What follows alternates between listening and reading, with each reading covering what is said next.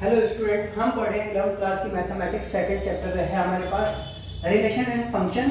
और relation and function में हमने कल फंक्शन पढ़े थे और फंक्शन की बेसिक जो कंडीशन होती है वो पढ़े थे। और आज हम उसी में थोड़ी सी आगे पूरी की पूरी कंडीशन देखेंगे। एक फंक्शन बनने के लिए क्या कंडीशन होनी चाहिए और ग्राफिकली मेथड से समझेंगे और थियोरेटिकल भी समझेंगे।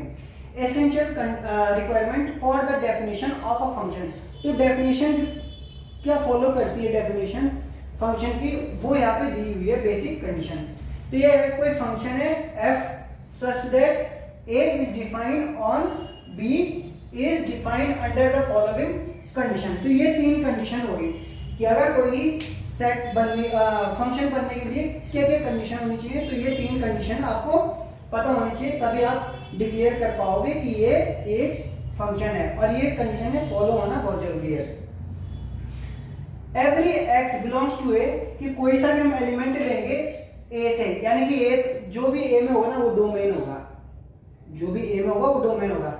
Is associated with the some y in B, और जो बी जो होता है ना, बी होता है कोडोमेन, क्योंकि जो बी होता है वो होता है कोडोमेन। तो ये वाला जो फर्स्ट वाला जो कंपोनेंट है या एलिमेंट वो कह सकते हो सेट है, ये डिफाइन है बी पर, ठीक है। तो ए में होंगे हमारे पास, सेट ए में है सारे के सारे डोमेन आएगा और सेट बी में कोडोमेन। तो यही कह रहे हैं कि जो एक्स के जो ए में जो एलिमेंट होंगे ना वो सारे के सारे क्या होने चाहिए, रिलेशन में होने चाहिए जो बी वाला सेट होगा उसके डोमेन में, यानी कि वाई के साथ, ठीक है। Defined only when the domain is entirely used of. इन्होंने बोल दिया जब डोमेन पूरा यूज्ड ऑफ हो जाता है, तो बेसिक यानी कि जो ये वाला है ना, ये डोमेन है, सेट ए है और ये सेट बी है। तो ये ए वाले जो होंगे ना वो सारे के सारे डोमेन में है और ये इस पे डिफाइन है फंक्शन, तो ये एफ है, ये एफ है फंक्शन डिफाइन, ठीक है। तो फर्स्ट वाला अगर देख पा रहे हो फर्स्ट पॉइंट, तो ये कह रहे हैं the set defined only when the domain यहाँ पे देख पा रहे domain is entirely used up. तो ये जो पूरे के पूरे एलिमेंट है ना, ये सारे के सारे रिलेशन में होने चाहिए, ऐसे ऐसे ये सारे के सारे होने चाहिए रिलेशन में। तो ये पूरे के पूरे यूज हो रहे हैं या नहीं हो रहे, पूरे के पूरे यूज हो रहे हैं। और डोमेन देखो, डोमेन के बारे में सॉरी कोडोमेन के बारे में देखो, द सेट बी, तो सेट बी है कोडोमेन का। Set B may not be entirely used up by the function. तो सेट बी के जो एलिमेंट है ना, ये कोडोमेन में, ये मे नॉट बी, हो सकता है पूरे के पूरे ये यूज्ड अप हो, यानी पूरे के पूरे वो अपने रिलेशन बना रहे हो, और ऐसा भी हो सकता है ना बनाए। जैसे यहाँ पर है देखो, ये चार एलिमेंट तो ऊपर के बना रही है रिलेशन, लेकिन नीचे वाला टी फ्री हो रहा है, तो भी कोई प्रॉब्लम नहीं पड़ता। अब रेंज के लिए हम वही एलिमेंट लेते हैं जो रिलेशन में हो, टी आपका रेंज में नहीं आएगा, लेकिन कोडोमेन में तो सारे के सारे जो बी वाले हमारे पास क्या है एलिमेंट है, वो सारे के सारे कोडोमेन में है। तो इससे एक बात तो क्लियर हो गई कि जो डोमेन होता है, डोमेन के सारे एलिमेंट रिलेशन में होने चाहिए, यानी कि यूज्ड अप होने चाहिए। तो यानी कि ये डोमेन के तो सारे के सारे यूज हो रहे हैं, और जो आपके कोडोमेन के वो में भी है, हो भी सकते हैं सारे के सारे यूज, ना भी हो तो भी कोई फर्क नहीं पड़ता। तो यहाँ पे क्या है, ये यहाँ पे बच सका है, तो यहाँ पे सारे यूज नहीं हो रहे हैं कोडोमेन के, ठीक है। सेकंड पॉइंट देखते हैं, the function may associated more than one x to the same y. ये बोल रहे हैं कि द फंक्शन में एसोसिएटेड हो सकता है, ये जो है ना ये ज्यादा एसोसिएटेड हो सकते हैं, लेकिन यहां से एक ही तीर निकलेगा, यहां से एक एलिमेंट से एक ही तीर जाएगा, एक एलिमेंट से एक ही तीर जाएगा, समझ रहे बात। और इनमें ना, इनमें हो सकता है कि बहुत सारे हो। अगर हम मैं ये कह सकता, इधर ये कह दूं, ऐसे कर दूं ऐसे, और बी भी आपका पी में रिलेशन बना रहा है, तो यहाँ पे क्यूब फ्री हो जाएगा। तो ये हो सकता है, यहां से देख रहे हो, यहाँ पे एक एलिमेंट से एक ही तीर गया, यहाँ से एक एलिमेंट से एक ही तीर गया, लेकिन यहाँ पे एक एलिमेंट पे दो तीर है, तो इधर दो हो सकते हैं, दो एलिमेंट की एक इमेज हो सकती है, दो एलिमेंट की एक इमेज हो सकती है, लेकिन एक एलिमेंट की दो इमेज नहीं बनेगी। ये बात समझ में आनी चाहिए आपको देखो ये दो एलिमेंट है ए और बी, इनकी सेम इमेज है पी।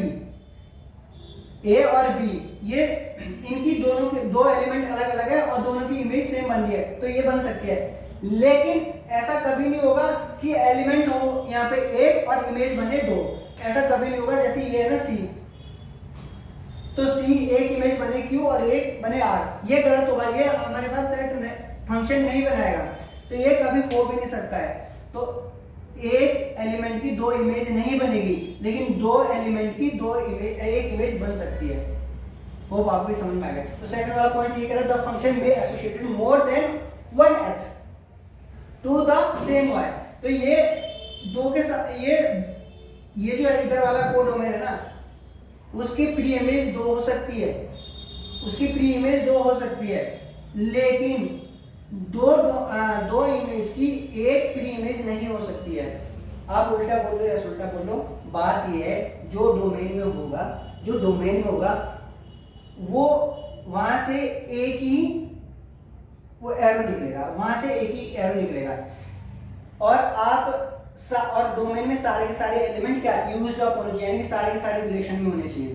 थर्ड वाला देखो, no element in A should have more than one image in B.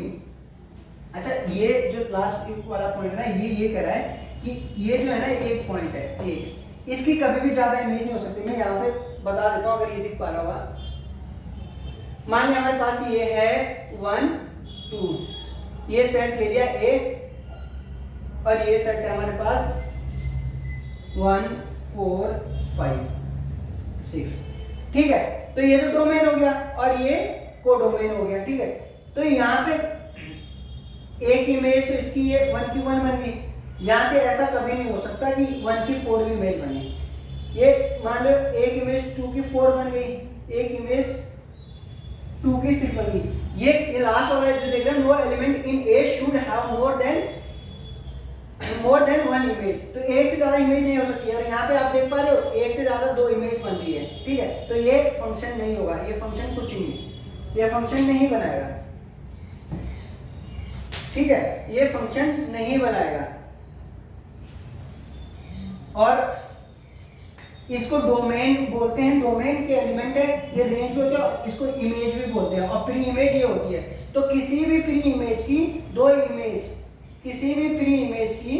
Image नहीं हो सकती, यानी कि डोमेन में जो बैठा एलिमेंट है उसकी दो इमेज नहीं बनेगी।